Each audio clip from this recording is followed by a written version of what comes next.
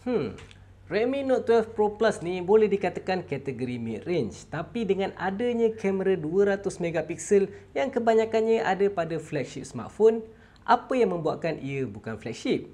Kalau tengok pada bahagian belakang dia ni, Redmi Note 12 Pro Plus menggunakan material glass, tapi tak pasti jenis apa yang digunakan.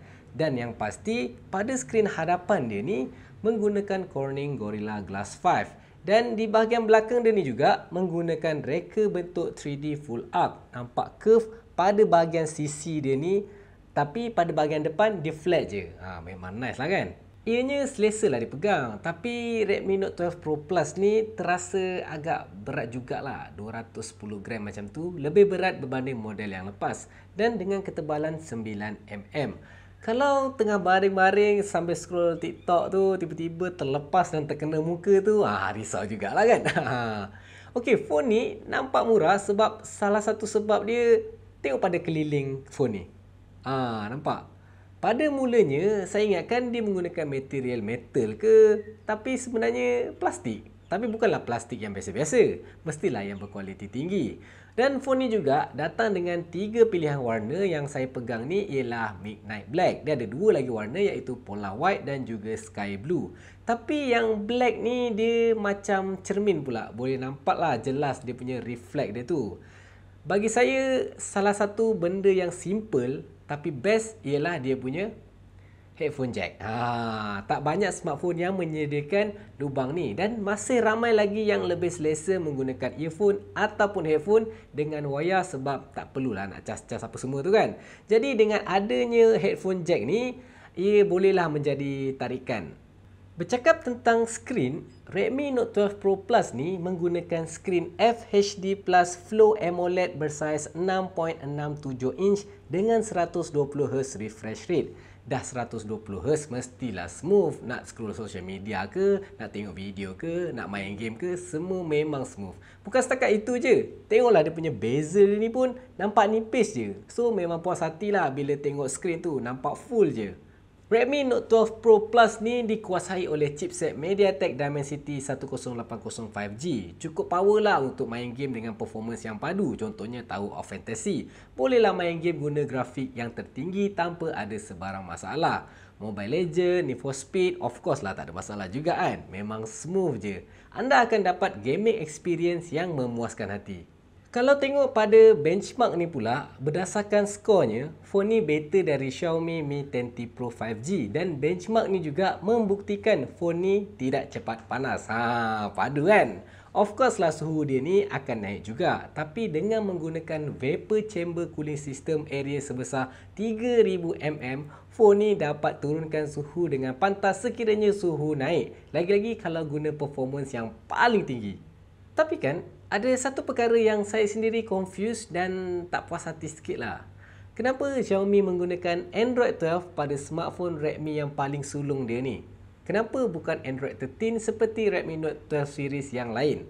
Hopefully Xiaomi tak lambat lah untuk bagi update Android 13 yang terbaru. Selain itu, Redmi Note 12 Pro Plus ni dihidupkan dengan bateri berkapasiti 5000 mAh yang mampu bertahan lebih lama.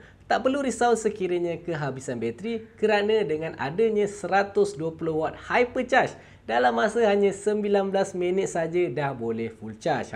Cepat kan? Tak perlu nak tunggu lama-lama, dah boleh terus sambung main game ataupun nak keluar berjalan-jalan.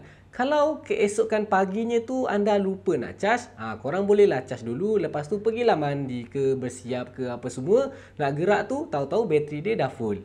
Okey, sekarang saya nak fokuskan pada main features Redmi Note 12 Pro Plus ni.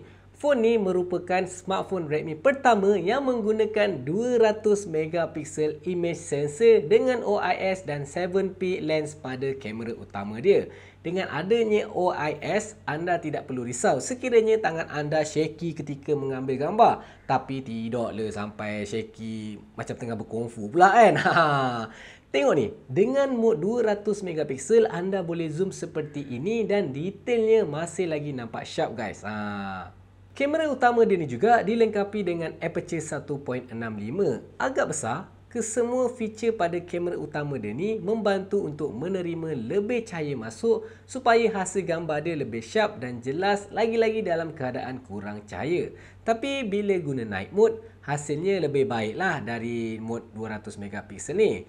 Kiranya untuk mode 200 megapiksel ni kita gunakan pada pencahayaan yang cukup je lah. Boleh juga untuk guna ambil gambar low light, tapi dia tidak secantik night mode dia lah. Sebab tu adanya night mode yang berasingan, dan Xiaomi sendiri menyatakan dalam keadaan kurang cahaya, kamera Redmi Note 12 Pro Plus ni telah ditambah baik dari model yang sebelumnya.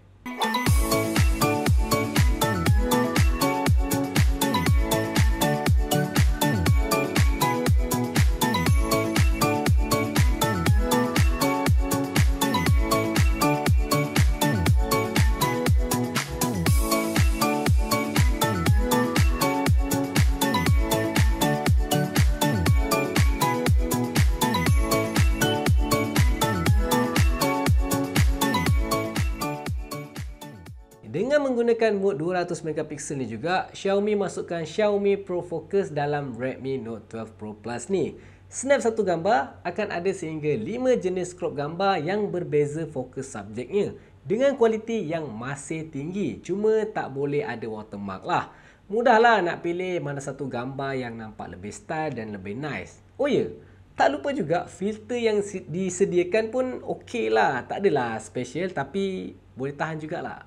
Selain itu, tak sahlah kalau smartphone terkini tiada kamera ultra wide kan. Mestilah ada juga. Dengan 8 megapiksel ultra wide, anda boleh lihat sisi dunia yang lebih luas dari pelbagai sudut. Dan tidak dilupakan juga 2 megapiksel makro kamera untuk anda kongsikan sekecil serangga yang anda lihat. Rakaman video dari kamera belakang ni pula boleh dapat menggunakan resolusi setinggi 4K dengan 30 fps. Kualiti dia boleh tahan jugalah.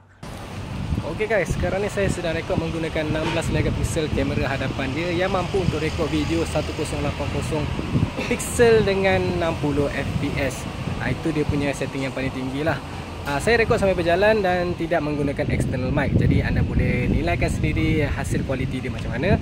Sayangnya untuk kamera hadapan dia ni, dia tak sediakan kamera ultra wide seperti sesetengah smartphone yang lain. Sebab kalau adanya ultra wide ni, dia boleh dapat berikan gambaran background yang lebih luas dan tak adalah muka saya nampak besar ke nampak macam ni kan. Overall, saya boleh katakan untuk mid-range smartphone dengan kamera 200 megapiksel, 120W hypercharge dan 120Hz refresh rate cukup powerful untuk menjadikan ia sebuah flagship killer. Dengan harga 1599, memang berbaloi lah dengan segala features yang diberikan. Jadi itu saja untuk video kali ini. Kalau anda ada sebarang pendapat yang ingin dikemukakan, bolehlah komen di ruangan komen di bawah. Jangan lupa untuk like, share dan subscribe channel Daily Media dan tekan butang lonceng kat sebelah dia itu untuk ketahui update yang terbaru. Stay safe guys and see you in the next video. Adios.